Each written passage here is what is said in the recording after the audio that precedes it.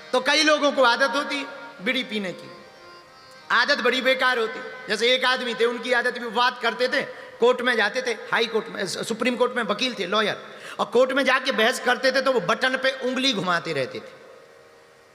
लेकिन वो इतने खतरनाक वकील के जितने भी केस लड़े सब जीते, पर उनकी एक ही आदत थी, वो बात करेंगे, बहस करेंगे, ऐसे ऐसे बटन पे उंगली घुमाएंगे, ऐसे ऐसे घुमाते रहते थे। एक बार ऐसा कोट पहन गया कि उसमें बटन था ही नहीं, सो केस हार गए। केस हारे तो हमें मिले, हमने कहा और तो सब ठीक है, केस क्यों हार गए? बोले गुरुजी आज क्या बताएं, बड़ी गड़बड़ हो गई। बोले क्या? हमने कहा क्या? बोले आज एक ऐसा कोट पहन गया कि उसमें बटन था ही नहीं, और हमारी आदत उंगली घुमाने की थी, और जब उसमें बटन मिला नहीं तो हमारा दिमाग हाई कोर्ट में जज से बात करने की वजह यही था कि कहां से ये कोट पहना है। ऐसी आदतें बड़ी खराब होती। तो आदतें हैं वो तो सबकी अपनी अपनी होती हैं। जैसे हम कई बार बात करते हैं तो हमारी एक आदत है हाउ हाउ हाउ, बुंदेलखंडी स्वभाव में, बुंदेलखंडी में हाँ को हाउ कहते हैं।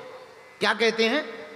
हाउ। जैसे हम कई बार कहते हैं क्यों भैया आ जाओगे, हाउ आ जाएंगे, इसको हाँ समझना। पर बुंदेलखंड की हाउ भी खतरनाक होती है, कोई गारंटी नहीं।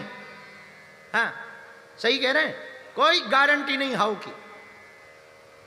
हमें जैसे कह दी, कल हमने कह दी थी, एक लड़का हमसे पूछा गुरुजी 6:30 बजे आ जाओगे, हमने हाउ कही थी, आ जाए, और देखो आ गए। एक बंबई का आदमी हमारे गांव में गया, बहुत पुरानी बात है महाराज। गांव में जैसे ही पहुंचा तो उसने सोचा पूछ लिया जाए, बोर्ड तो कहीं लगा नहीं था कौन सा गांव है, तो उसने पूछा क्यों भाई गड़ा गांव यही है? तो पान के डब्बा पे बैठे हुए दुकानदार ने कहा हाओ। तो इसको लगा कि हम किसी गलत गांव में आ गए जिसका नाम हाओ है, तो उसने कहा गलत फंस गए। तब तक दूसरा आदमी निकला तो उससे पूछा क्यों भैया गड़ा गांव यही है? हाओ हाओ। अब और दिक्कत, हाओ। अब ऐसे ही बड़ा टेंशन में कि ये गड़ा है कि हाओ है। तो एक तीसरा आदमी मोटरसाइकिल से निकला, बोले क्यों भैया एक बात बताओ, हम पूछ रहे क्या ये गड़ा गांव यही है? बोले जी हाँ यही है। अरे बोले भैया तुम ठीक में लगाए, बाकी लोग मिले तो वो हाओ हाओ कह रहे थे, हमें पता नहीं लगा ये हाओ क्या है। अरे तो जो मोटरसाइकिल पे बैठा था वो बोले सुना, जो कम पढ़े लिखे होते हैं वो हाओ बोलते हैं, जो ज्यादा पढ़े लिखे होते हैं वो हाँ बोलते हैं। तो मुंबई के आदमी ने पूछा आप ज्यादा पढ़े लिखे हो? बोले हाओ।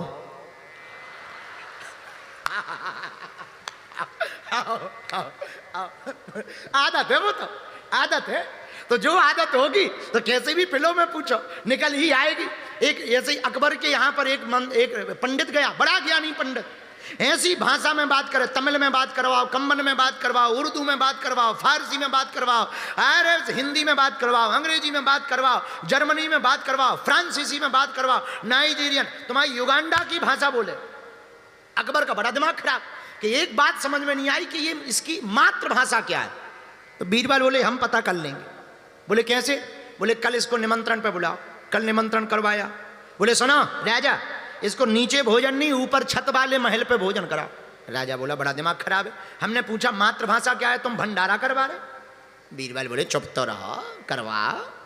अब दूसरे मंजिल पे बैठाया, बढ़िया भोजन कराया। अब बीरबल बोले सुनो राजा, इनको कुछ मोहरें दो, मोहरें, पैसा दो, पैसा।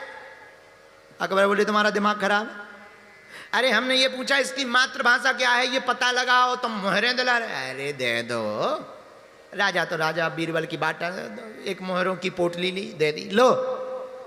अब हाथ जोड़ करके बीरबल बोले चलिए महाराज स्वागत हो गया, घर चलो। जैसे ही उतरने लगा सोई पीछे से एक लात मारी बीरबल ने, अरे फिक गई मोहरें, पोटली गिर गई, और पोटली बटोरते हुए अपनी भाषा में गाली देना स्टार्ट किया। बोले राजा इसकी ये है मातृभाषा। बाकी पूछते तो ये बनावटी ही बोलता, पर गुस्सा में आदमी जब भी गाली देता है शुद्ध अपनी औकात में गाली देता है। बोले ये है इसकी आदत जो होती है, आदत तो आदत होती है, किसी भी परिस्थिति में रहे वो आदत स्वभावश निकलती है। तो मेरे पागलों, हम तुमसे कहना चाहते हैं कि आदत आदत होती है, यही भगवान से गोपी कह रही है। मुरहर रंधन समये माँ कुरु मुरली रमम मधुरम। ठाकुर जी आप रसोई बनाते समय बंसी मत बजाया करो। तब तक दूसरी गोपी बोली चुप हो जाओ, अगर आप बंसी नहीं बजाओगे तो हम रसोई नहीं बना पाएंगे। बोले क्यों? बोले हमारी आदत, हम बंसी सुनकर के ही रसोई बना सकते हैं। भगवान तो चले गए, पर गोपियों में आपस में बहस छिड़ गई। अब हमने आपको कहा कि कृष्ण को देखने की नजर कौन सी हो, ये सुनो, ये काम की बात, ये है वो नजर। अब आपस में गोपियां कह क्या रही हैं। एक गोपी बोली, सुनो, तुम क्या खाक प्रेम करती हो ठाकुर जी से? हमारा प्रेम बड़ा प्रबल है। कैसा? कान न दूसरो नाम सुने, नहीं ये कहू रंग रंगो यह बोरो। हमारे कान ठाकुर जी के नाम के अलावा कोई दूसरा नाम ना सुने। और गोपियों, हम तुम्हें कसम दे करके कहते हैं, कान ना दूसरा नाम सुने, नहीं एकहु रंग रंगो यह बोरो। ओ बाबरी बे अखियां जरी जाए, जो सांवरो छाड़ निहारत गोरो। गोपी कहती, वो आंखें ही फूट जाएं जो सांवरे श्याम सुंदर को छोड़कर किसी दूसरे का ध्यान करें। तब तक दूसरी गोपी बोली, है तुम्हारा तो इतना ही प्रेम है, जरा हमारा देखो। हम भी एक बात कहना चाह रहे हैं, ठाकुर चित्त की वृत्ति है हमें, कैसहु टेक तजे नहीं भोरो।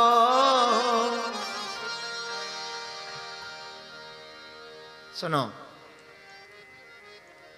हम एक बात कहना चाह रहे हैं, जिस दिन हमारी आंखें सांवरे श्याम सुंदर को छोड़कर किसी दूसरे को देखें स्वप्न में भी, तो हम तो ब्रह्मा जी से प्रार्थना कर रहे, हमारी आंखें उसी रात फूट जावें। दूसरी गोपी कहती है, हमारे मुख से धोखे से भी कृष्ण नाम के अलावा किसी दूसरे का नाम अगर निकल आवे, तो हम तो सखियों तुम्हें कसम देकर कहते हैं, हमारी मुख को पकड़कर, जिह्वा को पकड़कर जबरदस्ती हमारे मुख में विष भर देना, जहर भर देना, ताकि हम मर जाएं, पर गोविंद के अलावा किसी और का नाम ना निकले। इसी प्रीति पर ठाकुर जी रीझे। इसको शरणागत भाव कहते हैं। कौन सा भाव कहते हैं? जोर से बोलो, जोर से बोलो। शरणागत भाव कहते हैं। मेरे पागलों, अगर अपने अंदर ठाकुर जी के प्रति अति समर्पण का भाव प्रकट हो जाएगा, तो हम आपको वचन देकर के कहते हैं, भगवान को प्रकट होना ही पड़ेगा। इसीलिए भगवान प्रकट होते हैं गोपियों के सामने। गोपी प्रेम क्यों प्रबल है? क्योंकि गोपियों को केवल कृष्ण के अलावा कोई दिखाई नहीं देता। और हम लोग, कुछ हिंदुओं पे तो हमें बड़ा तरस आता है कि अपने भगवानों को छोड़कर चादर चढ़ाने तक चले जाते, हाँ, कैंडल जलाने चले जाते। तरस इस बात पे आता है कि अपने 33 कोटि कम पड़ गए का, 33 कोटि कम पड़ गए का। अरे भाई, ज्यादा दिक्कत है, एक आध और बना लो,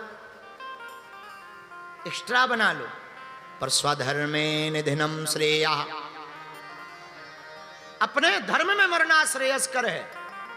दूसरे के धर्म के बारे में, मजहब के बारे में विचार करने से अपने धर्म में मरना श्रेयस्कर है। मेरे पागलों, आज की कथा का सूत्र हमसे जो उपाध्याय जी ने पूछा है, उपाध्याय जी, हम आपको बहुत विनम्रता पूर्वक प्रार्थना करें, जैसे गोपियों का प्रेम कृष्ण के प्रति है, जैसे बछड़े के प्रति माँ का प्रेम और माँ का बछड़े के प्रति प्रेम होता है, समर्पण होता है, उसी प्रकार का समर्पण अगर भक्त का भगवान के प्रति हो जाए, यही सच्चा प्रेम कहलाता है।